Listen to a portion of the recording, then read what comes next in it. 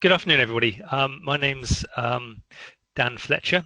I'm Director of Fundraising Consulting at Moore Kingston Smith Fundraising and Management, and I'm going to be talking to you today about the fundraising through this coronavirus crisis, and where we need to be in our thinking and in our planning, thinking about where donors are and what donors are thinking at the moment, and what they're feeling and how they're responding, and also thinking a bit more about the wider implications of coronavirus on the world, on the global economy, and what we need to do in our charities to stay ready to and fit in order to survive it all.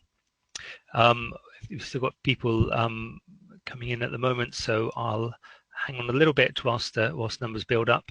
For those of you who haven't been on one of these Fuse webinars, congratulations for coming through the Fuse system. Hopefully it's working well for you today. I was on a Fuse webinar myself, just about at 3 o'clock, with lots of people from Moore Kingston Smith listening to our managing partner and the top team give us a bit of an update. So I know a little bit now about how it is being on your side. This is different to the Zoom meetings that you might have been in, where you can see who all of the other delegates are. I can see lots of people coming in, but you probably can't. You can probably just see yourself and a few individuals who are working for Moore Kingston Smith, like Penny, who just appeared there next to me, who's one of my colleagues who'll appear a bit later. So yes, there are lots of other people listening in, like yourself, at the moment, but you can't see who they are, and you can't message them directly in the way that you can do within Zoom. But you can click on the message button, which is at the bottom of your screen, and it looks a bit like a blue rectangle with a triangle coming out as like a rectangular speech bubble. If you click on that, you can message. Send a message, and that will get picked up by everybody else won't be able to see it, but we will be able to see it. And then at the end of the session, my colleagues Marcus and Penny are going to be looking at those comments, and where we need to feedback comments, and where there are questions that I can talk about and answer, or where we can maybe even start some discussion, written discussion between us, then we'll be able to do that as well. Every now and then, as people join, you may hear little bits of snippets of for about half a second as people join. Their microphones don't seem to be muted. Last week we had a funny incident where as somebody came on, they were just saying in the background, "Get me a nice biscuit," and then they went, and we have no idea who it was, but their mic was on briefly as they joined the meeting. So that may occasionally happen in the first few minutes, and then that will cut out as well. So I think we've got 63 people listening at the moment. Hopefully numbers will go up a little bit more. We had quite a few signed up, but I think I'll make a proper start now. And as I've done the housekeeping, this is a bit of an overview of what we're going to be talking about. A little bit of an introduction to Moore Kingston Smith, 3 slides where I'll be talking about the current situation and some thoughts on what donors are thinking about and how the coronavirus pandemic is affecting them, and what we should expect longer term. And then 3 more slides under pulling it all together, which look at what we do in the more immediate times, in the longer term, and then some thoughts about how recovery might happen. Then we've got an opportunity for Q&A, so I'm hoping that will cut in about 35 minutes or so. And then we've got a couple of slides right at the end just to summarize what I've been talking about, and one also slide at the end which will give some information about up and coming webinars that we're doing and other resources that we've put out there that are available for you to make the most of. One of the questions we often get answered is, will we be sharing the slides? And the answer to that is yes. So you don't need to ask that in the text box. The slides will be shared, and there will be a recording of this webinar, which will be put onto our website tomorrow morning as well. So you should get an email with a link to the recording and a link to the slides and a few other resources tomorrow morning. So without further ado, I'll go on and just talk a little bit about Moore Kingston Smith. Of those of you who don't know so much about us, we are part of a large accountancy and advisory firm working in the for-profit and the not-for-profit sector. So we have over 700 charity clients, but we have lots of for-profit clients as well. But my part of Moore Kingston Smith, which the non-profit side, we focus on the charity world, and Moore Kingston Smith Fundraising and Management focuses particularly on advising charities on fundraising and management. But my audit colleagues do very well, and each year it seems they get to be voted #1 by charity clients as the #1 in charity expertise in the charity finance audit survey, and that happened yet again last year, and fingers crossed for 2020 or 2021 it will be the same as well. So a little bit about my team, the team I'm on, fundraising management team. There's 7 of us, a small but perfectly formed team, and we, as it suggests there, we focus on finance, impact, and fundraising. We do a variety of things in that area, and my colleagues are pictured there, faces but no names,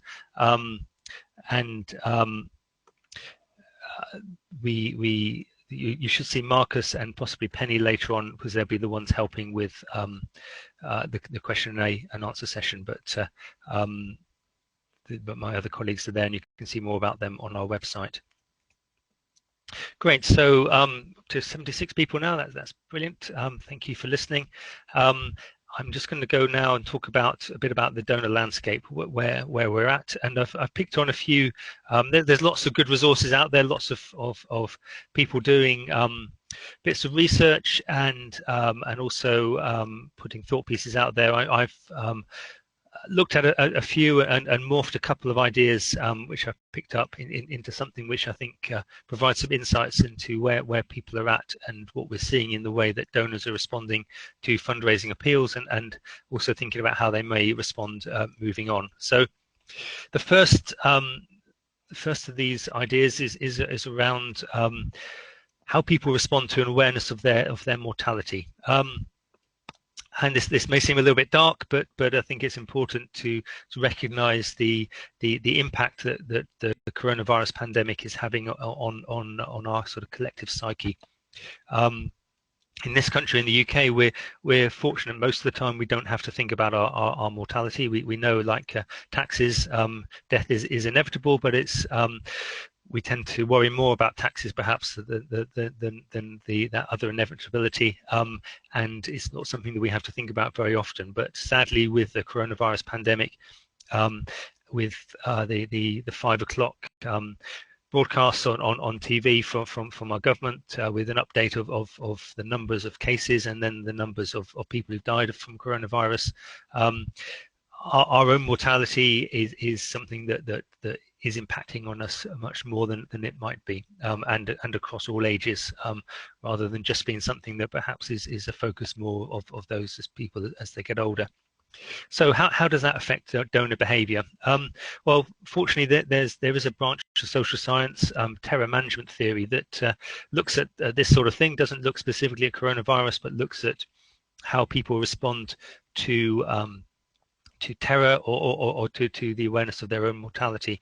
And often this theory is being cited in legacy fundraising theory and practice, and the second concept there, that of symbolic immortality, is one that you might have heard talked about in legacy fundraising, helping to understand what some legacy donors or potential legators are thinking about when it comes to them deciding how to leave a gift in charity leave a gift in their will to charity. But most people, when they are presented with their own mortality, do the first thing. They deal with avoidance. They may change their behaviour or suspend their beliefs, and they don't think about it. They try to avoid thinking about it. And the frequency of death reminders actually increases that avoidance response. And it's only a very small proportion of people, as shown by those, the small proportion of those who leave gifts in their wills to charity, who think about how they might live on, and what they might do actively for themselves and their essence, their beliefs to live on after they die. What we also know is that avoidance activity, avoidance responses limit our overall well-being. Symbolic or mortality perhaps is the other way. It helps people to think through and to improve their well-being because they have a plan. They know what difference they're going to make even after they've left this planet, and that helps their well-being. But avoidance tends to reduce our well-being. And as we see from the next slide, well-being is important when it comes to being a donor and being philanthropic. So that's why I particularly wanted to dwell on the psyche of where people are at the moment. So well-being is important, and obviously well-being and being in a period of stress don't go well together. Social science, and particularly there's a paper there that I've highlighted at the bottom of this slide, well worth going and looking that up. There is a link on the slide that when you get that slide you'll be able to click through and find that. So it's a great paper, but within it there's a bit that talks about the 3 essential characteristics of well-being: autonomy, relatedness, and competence. Autonomy is where obviously we need to have control of things, be in charge. Relatedness is our connections with other people, and competence is feeling that we're doing a good job, and we know stuff, and we're able to look after ourselves. And the pandemic at the moment affects each of these characteristics. We're in lockdown. We don't have control over where we want to be or what we want to do. That lockdown also reduces our relatedness to other people. We're having to stare at our computers or our phones in order to see people. We can't go and be with our family or be with our friends in the way we normally would do. And then competence, we're having to learn new things, so we're maybe not feeling as competent with those things as we might do, from sort of the first world problems of burning your newly baked loaf of bread, which you've never done before, through to struggling with technology, with things like Fuse or other apps on our phones or on our computers. We're losing some competence through the coronavirus as well. And so the importance of thinking about well-being and what makes up well-being is important, because well-being and being philanthropic are linked together. Those who are more philanthropic generally have a higher sense of well-being. They're probably less in the avoidance camp, as we saw from the previous slide. And so obviously we want people to be philanthropic in order to help our charities, and one of the challenges we have at the moment through the stressful period of the coronavirus is that philanthropy may be challenged, or is being challenged. I want to move to the next slide, because whilst philanthropy is being challenged, there are some interesting insights to how people respond to crises that sort of counter that in some ways as well, but that countering is short-lived. So this little graph, I'm going to talk you through it. First thing to think about is that at the point of crisis, maybe there's a small dip, and then people give more than normal immediately after a crisis, and we're certainly seeing that to some extent at the moment. Not with everybody, to be fair, and I'll talk a bit more about that later on. But some of the outpouring of giving, the amazing efforts of Captain Tom and his fundraising, that is in part a symptom of the crisis we're in at the moment, and millions of people wanting to do something to give to Captain Tom, even though maybe they don't have a strong connection to him or even directly to the cause that he's fundraising for, but it's an outlet for them to give, a way for them to be philanthropic, and then that conversely has an impact on their well-being as well, and the two form a happy union. However, that giving and increased giving does often then steeply decline as the news agenda shifts away from from the crisis. Now, obviously, we're not seeing the news agenda shifting away from the coronavirus crisis at the moment. It continues; it dominates the news agenda. So the pointedness of that graph, it's not going to be quite as up and down as that. It is going to go on for longer, but there will be a drop at some point as the news agenda just shift away from coronavirus, and we need to be prepared for that. We're aware that that's going to happen. Every crisis, every recession, that is how that happens. The next thing is that ongoing giving just dip as donor capacity weakens, and so the graph carries on, but it's lower than it was before, and there's a bit of a trough, and it might be a long trough. I know there's a lot of optimism that the recession that is going to follow the coronavirus pandemic will be a V-shaped recession. It will go down steeply and it will go back up again. That may be the case, it may not. It may more likely be more of a U-shaped or W-shaped recession, bouncing along the bottom for a while. The economy, the global economy, is having a severe upheaval at the moment, and it's not going to come out of that very easily, very quickly. And so during that time, donor capacity will weaken, and we need to be prepared for that. And then at the end of it, giving can increase again, potentially to a higher level than before.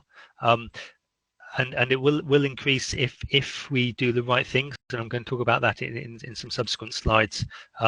But if we don't do the right things with our charity, then there's the potential that actually donor giving will follow this sort of trajectory. The dip will be lower, and it may go up again as we come out of recession, but it won't go up to the same levels that it was before. And you'll see if I can play around with some of the tech here. You can see here that we're obviously much lower than we were there in terms of the type of giving that was happening. So that's just some thoughts on donor psyche, and then what happens with crises and recessions. And this bit of this graph is sort of abridged from some work from Jeff Bridges that he's done of looking at what's happened after the 9/11 disaster, the 2008 recession, and other similar, maybe smaller crises that have happened in the last 2 decades as well. And this tends to be the pattern, but I think we're in a worse state than we were before, so this will be a longer pattern. So moving forward, what does this mean for us as fundraisers? How can we respond, and how can we adapt? And so the next 3 slides will look at what should we do now, what do we do in that dip, and then how do we come out of it. So what do we do now? Well, we need to keep fundraising and carry on. Now is the time to ask, and to ask well. So although, as I said before, when people's well-being decreases, their philanthropy decreases, it's also true that people are giving more, or some people are giving more, and it is an opportunity to give. Whilst the news agenda focuses on the issues and it helps us in that way, then we need to seize the crisis opportunities that are there. It is true that not everybody is able to give, and when I say asking well, I think those of you who maybe watched the Big Night In last week, Peter Kay and his bit just before he burst into singing about Amarillo, he talked about the fact that lots of us are going through lots of stuff at the moment, and it's maybe not the right time. We're not able or in a position to give, but if we are in a position to give, then please do so. And I think he hit a good note there. He hit a way to be able to explain that yeah, if we can give, then do so. If we can't, it's okay. It's not a guilt trip, but if you're able to give, then do that. And we need to recognise that some people are able to give because they've got a lot less to spend their money on than they used to do, and then maybe they're okay financially. So So those people are tending to be able to respond well. But think about how you ask, and think about reconfiguring to new initiatives that come up. The 2.6 challenge last weekend was a great idea, great initiative to channel some of that energy that would have gone into the marathon into something different. And one of the things about it is that it picked up on issues of well-being. It picked up on autonomy. It gave people options of how they could enter the 2.6 challenge. They could choose. It wasn't saying you must do this one thing. And that's the only thing that you can do. It gave people autonomy to choose the thing that they should do, that they wanted to do. It worked on relatedness. It was all about on online fundraising with our friends and family, and platforms like Just Giving, Virgin Money Giving do play into that relatedness side of things. They help to do the crowdfunding, to channel people together to be giving in a community way. And also built on competence. The challenges that you could do, there were things which demonstrated a level of competence. There was something that you could achieve. They were maybe a challenge, but there was something a challenge that you could win. And so it helped to improve people's well-being, and it helped them to raise funds, and it helped them to encourage other people to raise funds. So think about what you can do with donors and their well-being, and think about how you can be creative. And another example, I saw a small charity, the Florence Nightingale Hospice in Aylesbury. They're doing a virtual walk from Florence in Italy to the Florence Nightingale Hospice in Aylesbury. Turns out it's about 926 miles or something like that. And so they're asking 926 people to all walk a mile to do the equivalent of a trek from Florence to Florence. And they're asking people to raise money at the same time. Each of those individuals isn't walking very far. A mile is quite attainable to do on our obligatory daily exercise, but by doing that and taking part in that collective effort, each of those donors will feel like a hero. They'll feel like they've done really well. They've added something to a worthy cause, and the Florence Nightingale Hospice doesn't get the kinds of funds that will come from that 750 million that the government has offered to other hospices. And so that's a great initiative to seize the opportunity and to ask well. And in some ways it provides that opportunity for symbolic immortality as well. It's helping people to recognize that their contribution now is making a difference in the long term. And it's helping them to take control and to avoid, or not to avoid this situation, but to seize the opportunities that come from the situation that we're in at the moment.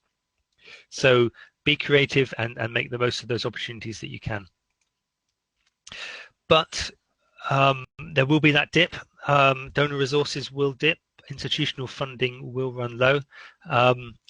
Some of the research that the Institute of Fundraising has done, and there's some good insights there on the Institute's pages. The email that we send out tomorrow will include a link to that research, and it's well worth a look if you haven't done so already. But just looking at some of the details there is a percentage of people who have said that they won't be able to give in the same way that they have done before. Sort of between 14 and 25% of people are saying that actually their giving to charity is going to decrease. They have lost their jobs. They're worried about their future finances, and they're not able to give in the same way.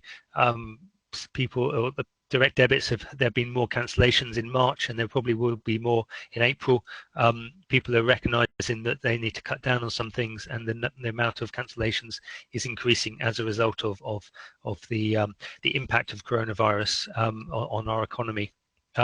Institutional funding is running high at the moment. Lots of trusts and other funders are giving more, where those that have thought about it, that have reacted quickly to the situation.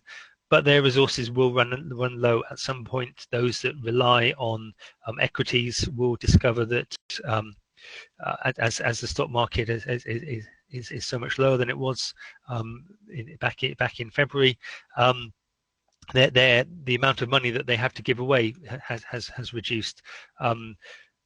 Organisations that get their funding from the corporate sector, corporate foundations, are also probably likely to have less resources to give away in the future. And other funders are giving away lots of money now in order to keep the voluntary sector afloat. That's important that they do that, but that does mean that they'll have less to give away in the future. And then there is a reality that all of the state funding that we're seeing at the moment, it has to be paid for somehow. That will be paid for by additional taxes in the future. Where those taxes come from seems to be an unanswered question at the moment, but it will come from a range of sources, a range of individuals and organisations, and so we will have to pay for the way the government is helping the country at the moment, and that does mean that there will be less to go around for other things. So as a result, it will be important to think now about flexing your fundraising infrastructure and activities. That doesn't mean that you need to cut everything back and be as conservative as possible.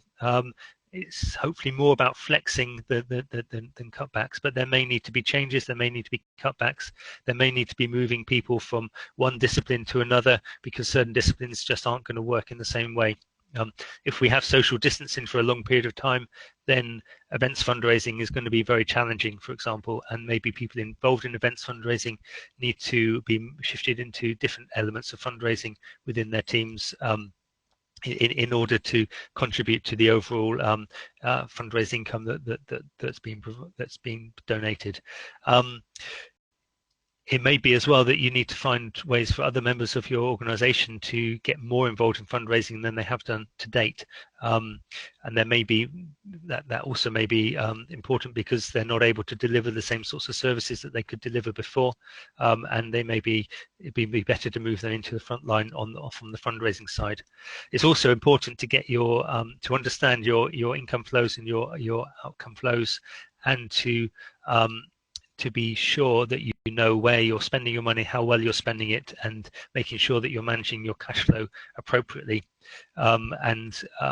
We've been less used to having to worry about that as much over recent years, but as money becomes tighter, as it was in sort of 2010, 2011, 2012, then it's important to start to go back to some of those good housekeeping rules that were in place at that point. But the next few points, next 4 bullets I want to focus on in terms of thinking about our donors and keeping them front of mind.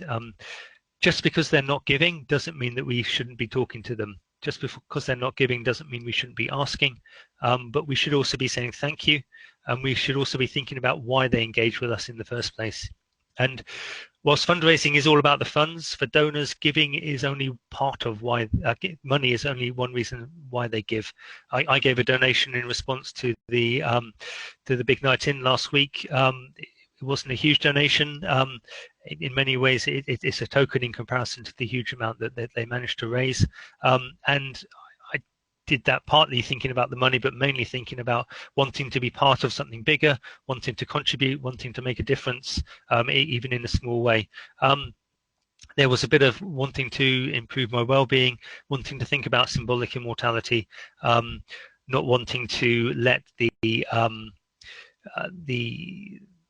impact of the coronavirus pandemic make things worse for the charity world. And so think about why they give and provide ways for people to tap into those things where the actual money that they give at the end of it is a byproduct, but a very helpful byproduct for yourselves as charities. Make sure that the thanks that you give are meaningful and that you are saying that in the best possible way. A good way to think about that is imagine that you were the recipient of that thank you message, that thank you note. How would you feel? Would it be particularly significant for you, or would it be just sort of nah, that's nice, but I'm not sure how much of a difference it really made. If the thank you actually is meaningful, does mean something to you, is something that you would like to receive, then it's worth sending it. And if it isn't, then you need to maybe work a bit harder at making sure that your thank yous are as meaningful as they can be. And those thank yous will go a long way, because people will do remember those things. And that paper that I referenced earlier, with thinking about well-being, talks a lot about what we can think about when it comes to saying thank you. And then the final point there, focusing on impact. It is about the difference that you make as an organization. It's not about the things that you do, but it's about the impact that those things have on your beneficiaries. The people who give to you are interested in those beneficiaries. They want those beneficiaries to benefit from the money that they're giving and the involvement that they're providing to your charity. So make sure you know about that, and that you can report on the impact and not just the number of things that have happened. Be able to demonstrate the difference that you're making and that you're achieving it, and that will inspire people to give again. We're seeing some stuff like that already from NHS Charities Together, where they're of the millions that are coming into them, they're able to say something about what those donations are doing in the different hospitals that they're and healthcare situations that they're providing that they're providing grants to, and they're talking a bit about how those grants are making a difference to individuals. They should be doing that, and they need to continue to do that to inspire people to give and to help to confirm to those who have already given that their donation made good sense and was a valuable thing, and was important that they did that. So make sure that you do think about impact. And I'd say on all of these areas, these are particularly areas that we at Moore Kingston Smith Fundraising and Management focus on, making sure that you get your finances right, making sure that your fundraising strategy and the way that you apply that strategy is done as best as you can, and then understanding, measuring, articulating, and managing your impact is key to a lot of what we do, and some members of our team, headed up by Carl. So then the third thing I want to think about in pulling it all together is how do we get back to the uptick as they keep talking about in the 5 o'clock briefings. How do we make things increase again in terms of donations? How do we respond to the time when things will get better once we've gone through that probably a longish period of recession, and where do we go from there? So the first thing that's important is to think about repositioning your case of support for post-coronavirus and post-recession context. And I think that's important to recognize that a lot of people are thinking at the moment that we're not going to go back to where we have been. Life after coronavirus and life after the recession won't be the same as they were before. There's a lot of people talking about not wanting to go back, being able to jettison some of the things that they haven't necessarily liked about the way life has been lately. And there are others sort of recognizing some of the things that we're learning in this lockdown period. Maybe the beauty of not having to commute is something that we want to be able to retain.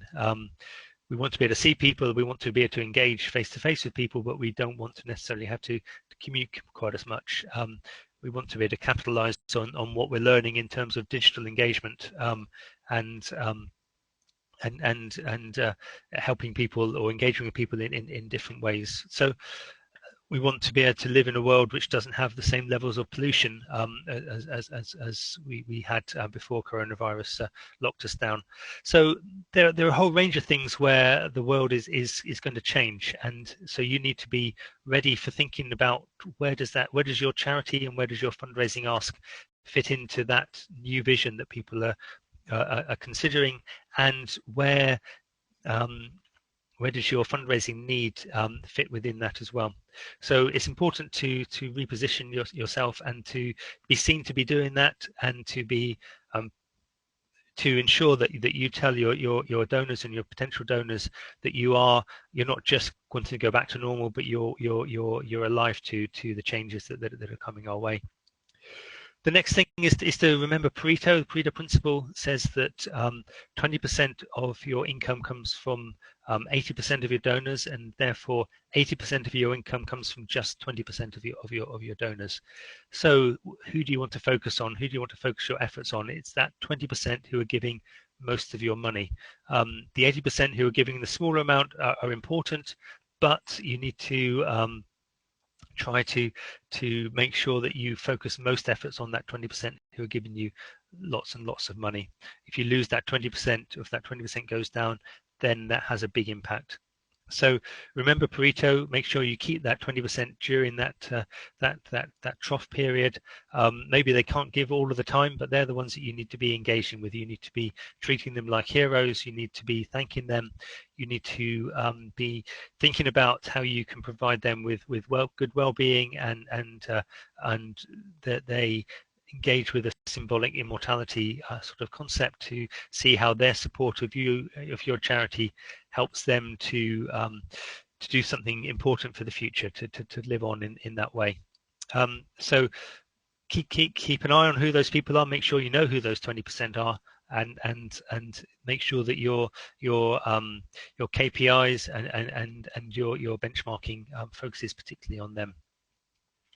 Third thing is be ready to or make sure that you're ready to seek funding to restore or to renew your services. So don't think that life is going to be hard and remain hard for a long period of time, and then just stay in that mode and forget to look for the green shoots, and forget to be aware that things might get better, or hopefully will get better in the future.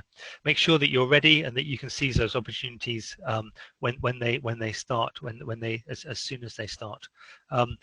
Put together campaigns that you can launch, that you can send out in multi-channel ways, capitalizing on the connections that you've had, and the maybe the new ways of communicating that you've built up through this period, the digital connections that you built up, the followers that you've increased, and the new ways of engaging with people that you've become a master of. I think the important thing as well to think about with how you get ready to restore and to renew your services is that it's again important to think about the beneficiaries.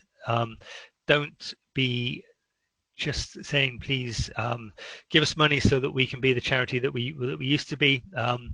Don't say give us money so that our charity can get back to how it was before, or that we can build up our staff numbers again, or that we can run all the services that we want to serve. It's about the beneficiaries. It's about the difference that you make. It's about the impact that you make. People aren't going to give you money so that you can go back to what you were before. They're going to give you money so that people who are missing out, people who are not benefiting from services that and therefore are in great need, they're going to give you money so that those people can be helped, and can be helped in greater numbers and more effectively and in a better way than ever before. So focus on the beneficiary again, and keep that focus very strong, and make sure that's what you're asking for funding for. And then lastly, keep on saying thank you. I can't emphasize that enough. People like to hear thank you. It's important for them to hear thank you. It's meaningful for them to hear thank you. And the more that we say thank you, the more we help their well-being, and the more we enable them to be good donors of us in the future. So those are the three sort of thoughts or three slides that I wanted to help us to think about what we can do now, what we do in the trough, and then how we come out of that trough, and how we rebuild things. But we've got a bit of time now for some questions. So going to move to that point and ask my colleagues Penny and Marcus to come in now, and to perhaps and ask all of you as well, if you want to look out for the chat function at the bottom of your screen, the blue rectangle with the little triangle coming out the bottom of it. If you've got a question, if you want to raise something, do so, and if we can maybe have a bit of discussion over what we do next as a sector, how we respond to the coronavirus, and how we start to plan for the months and years to come of difficult times, then let's start that now. So are there things that have come up, Marcus? Yes, so we've got 2 points here from Stella and Bill that are more or less the same question. And we've got from Bill saying, what guidance would you give to charities that are not on the front line of tackling the current crisis? And Stella has said, there just doesn't seem to be funding for anything other than frontline services. Not every charity is frontline, i.e. medical or food. Yeah. Okay. Yeah, this is something that we're hearing quite a lot from other organisations that we work with as well. I guess there are a couple of thoughts. One is that almost every charity is impacted by coronavirus. Not all of them, that is true, but many charities are. They may not be on the front line, but they are being impacted by the coronavirus pandemic and by the constraints that we have on us, and they will continue to be impacted as those constraints sort of coalesce in terms of economic challenges that we're going to face as a country. So yes, there is a lot of it is hard to get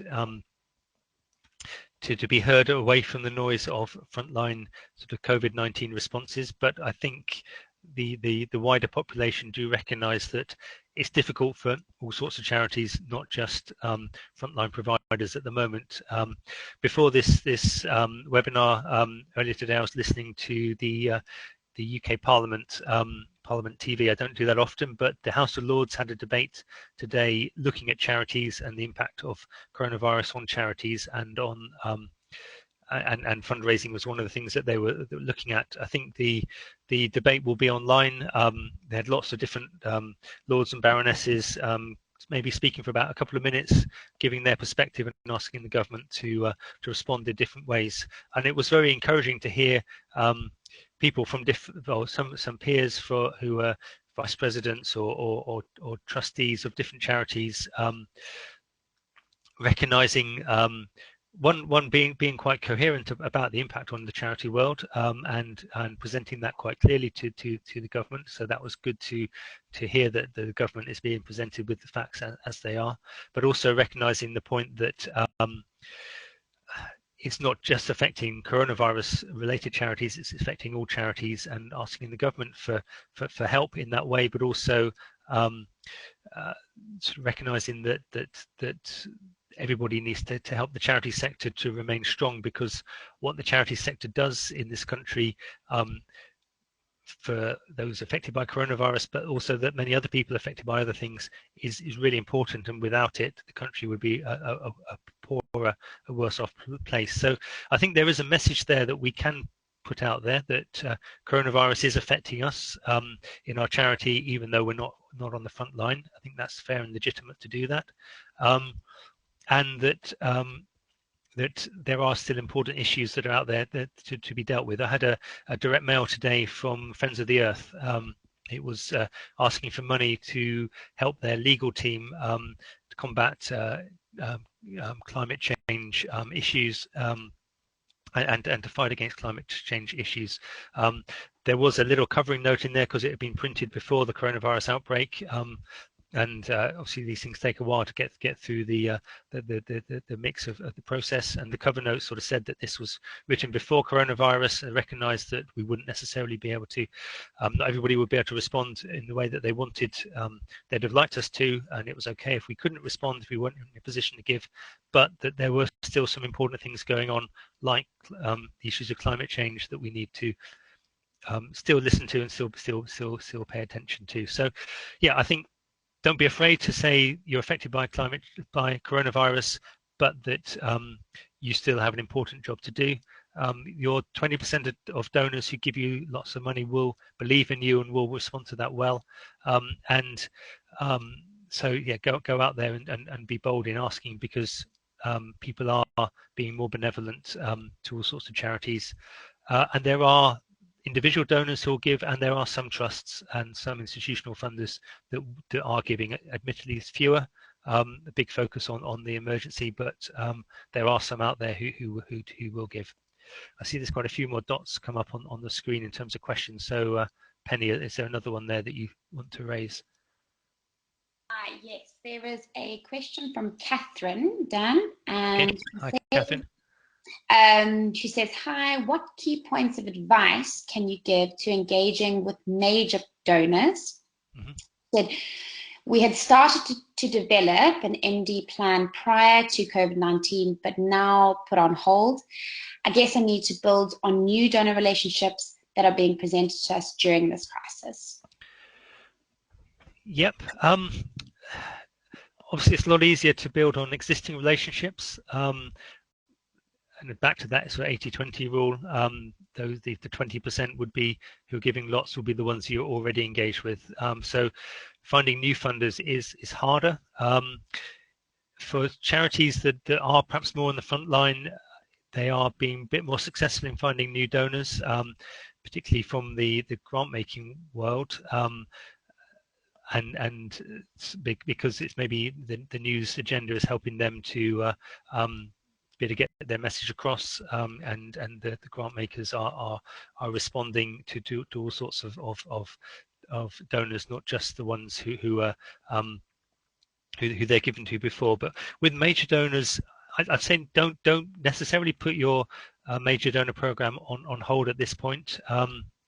Think about how you can change things around to what can you do at this point in time, and are there some initiatives that you can continue to progress? It's obviously going to be difficult. It's particularly difficult to do some of the funder research, or funder engagement. But if you have people who can make connections for you, if you have people who can make introductions for you, perhaps the coronavirus pandemic gives you an excuse to get onto people's radars, to engage with them, to make that introduction, or to ask somebody to make an introduction on your behalf. In a time of extremity, in a time of emergency like this, you can perhaps get away with more than you might have done at normal times, and you can benefit from the fact that now is a good time to be asking, because people are understanding. They recognise the challenges that are out there, and you'll be able to get your message across well. So I think, as I said in the first of those 3 slides, in sort of what do you do next, now is the time to ask. And in the second slide, it's talked about being flexible in your fundraising, but so flex your program, but don't cut things, don't switch things off unless you absolutely can't do them at all. And if you can do something around them, then do that. So hopefully that helps answer that question. Marcus, Great. is there? We've got a nice easy question here from Mark, who says, please could you share the source for this pattern of donor behavior? And I think you said it was Jeff Bridges, but if Mark then followed up and said, could a link be sent in the email tomorrow? I'll try and get that into the email that goes out tomorrow. Yeah. That's fine. No problem. And I think, I mean, I had a look at that, and I felt that although it was one person's research, that it felt so consistent with the sort of behaviour that I've seen in other disasters or crisis periods. And it's just a question of trying to adapt it and trying to think about that sort of pattern of donor behaviour, and it's hard to predict what the future is going to be, and it may not work out exactly like that, but that's our best guess at this point in time, and it seems a pretty reasonable one. Penny, is there something else?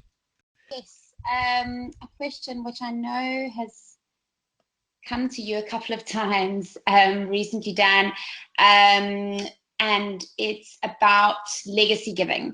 Mm-hmm. So the person said, you mentioned the role that symbolic immortality can play in legacy giving, but requests to leave a legacy is also a very delicate subject for obvious reasons. So would you advise not talking about legacy giving at present? And if so, for how long?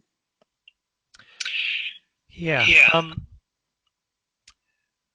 I think I'd say, if you are going to talk about legacy giving, then it should be something that you do in a sensitive way. I mean, that should always be the case, obviously, but more so at this point in time. Maybe you don't. It's not something that you talk about as widely to a broad cross section of your audience, of your public. At the same time, there's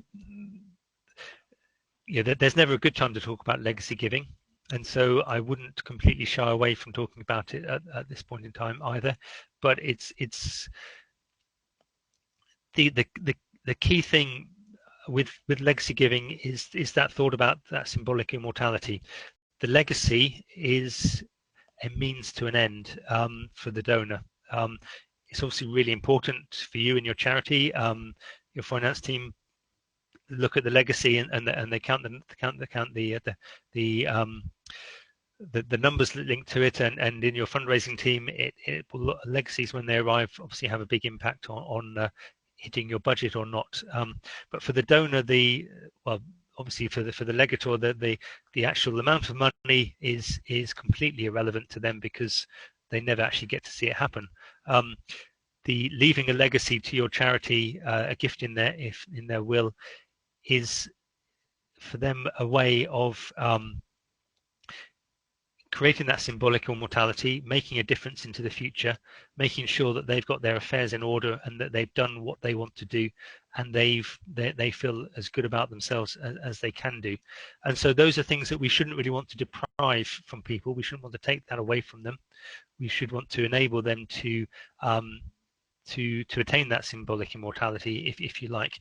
We should want them to feel that their estate is in order, that their affairs are in order, and that maybe now at a point where they're even more aware of their own mortality, that they don't need to worry about it. They know that the good wishes that they have for your particular cause or for your beneficiaries, and that your beneficiaries are taken care of, is something that you can enable on their behalf by them leaving a legacy to your charity, and them having the confidence that your charity will look after that legacy and will use it in the best way possible. So if you can position your legacy giving in that kind of way, then now isn't a bad time to be talking about it. I was on a webinar from the States last night where they were talking about surveying fundraising charities, and I think 61% of charities were saying that both their major giving and their annual fund, their sort of regular revenue giving, was down. It was maybe down sort of between 4 and 25%. So not massively down, but down all the same. But 71% of people responded to say that their planned giving, which is the US's way of doing legacy giving, was absolutely the same. Now in the US it is something that can change, because their planned giving, legacy giving, is done in a way that people can make decisions which affect their estate in during their life, and so planned giving has an essence of symbolic immortality, but it's something that they can sort of achieve in the here and now as well. And the people who were giving in that way weren't changing things, they were actually keeping it the same.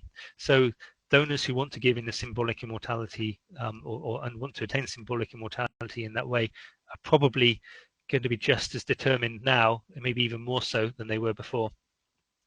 So yeah, I think it's good to go for it, but to do so very sensitively and appropriately. I think we've got time maybe for just one more.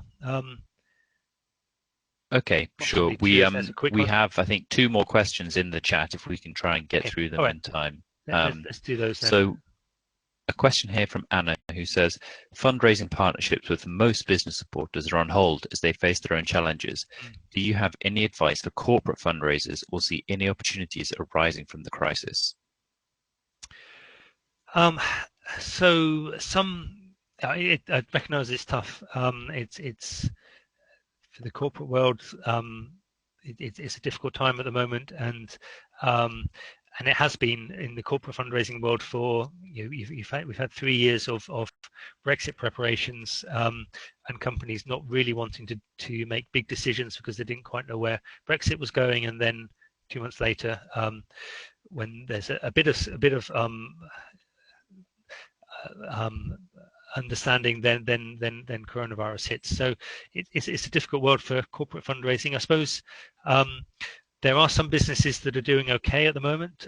If you're in the food sector, then business is actually quite good, and so and those sorts of businesses are trying to do things and trying to they're recognizing that the population at large sees that they're doing well, but they're trying to mitigate that by being somewhat philanthropic as well. So maybe there are ways that you can try and capitalize on that, or think about are there businesses that are benefiting from what's going on at the moment. The other thing, I guess, is to be in communication with your corporate donors, to be thanking them for their past support, to be understanding with them that maybe it's difficult at the moment and they can't engage with you and they can't give. Maybe there are other ways that they can support your organization. Maybe they've got furloughed staff that could actually come and volunteer for you, and that helps them to feel that they're doing something good and positive, but at the same time it's also good for their staff to be doing something active rather than being inactive. So be creative, be understanding, stand with your corporate supporters so that they know that you're on their side as well, and where you can talk to those that are benefiting from the situation. And then the other question, Marcus? Well, Penny? Okay, so 2 comments and a question. So Jenny's, well, first of all, she said good questions, which I agree, there's been some great questions. Second comment from her, second comment from Jenny, which I thought is good to mention because it's quite encouraging. So she said, we're gently promoting legacy giving and have had additional pledges as a result. Yeah. So that's good to hear. And then her question is, do you have any particular thoughts or guidance about seeking unrestricted funds from trusts and foundations? Normally, most of our income from the source is solely for specific projects. So some of the trends that I'm seeing is that the trusts are giving more unrestricted funding at the moment, more core funding. They're recognizing that charities need to survive, and the only way they can do that is by providing core funding to them. Obviously, the trusts want the charity sector to survive. There is that symbiotic relationship. The trusts have money to give away for good causes, but they can't do that with the charities unless charities are there to spend that money and to provide those or to create those good causes. So trusts need charities as much as charities need trusts, and so there is that propping up of the charity sector through core funding, unrestricted grants that is going on at the moment. So don't feel afraid to ask. And I think there is a sense within some larger funders, particularly, that it's not practical or relevant at the moment to be creating too many restrictions, which then creates challenges for them in terms of managing those restrictions and checking on those restrictions. It's easier for them just to simply give out money, which they hope that the charities will use in a good way. So yeah, be prepared to ask make the most of that if you can, and hopefully that's a trend that will continue after the coronavirus outbreak as well, because trusts are seeing that it's helpful for the broader sector if they do give in that way, which obviously we could have told them already, and some did know, but they're learning now to modify their ways of giving. Great. I think I'm going to call it a day there with questions. I've just got a couple more slides to go through. Firstly, just a bit of a summary.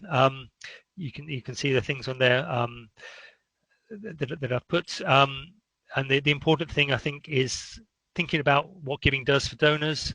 Make sure you plan for the longer term. It is going to get tough, but if we plan now, we can get through it.